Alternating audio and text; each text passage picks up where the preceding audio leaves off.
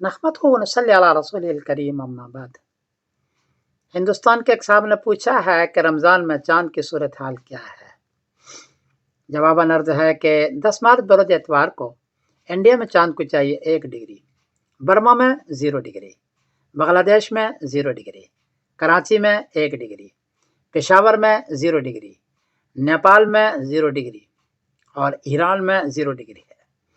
چونکہ چاند 1 degree 0 degree ہے، اس لیے 10 مارچ بروز اتوار کو چاند نظر نہیں آئے گا۔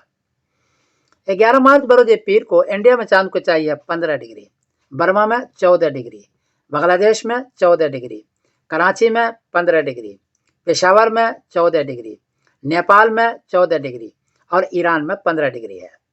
چونکہ 10 ڈگری میں چاند نظر آتا ہے، یہاں 10 ڈگری سے کافی زیادہ ہے، 15 ڈگری ہے، اس لیے 11 مارچ بروز پیر کو چاند نظر آئے گا، واضح نظر آئے گا، دیر تک رہے گا۔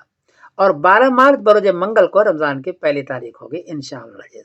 ہمیں بھی دعاؤں میں یاد رکھیے گا رمضان کے اندر۔ میں سمیر الدین قاسمی بول رہا ہوں مانچسٹر انگلینڈ سے۔ السلام علیکم ورحمۃ اللہ وبرکاتہ۔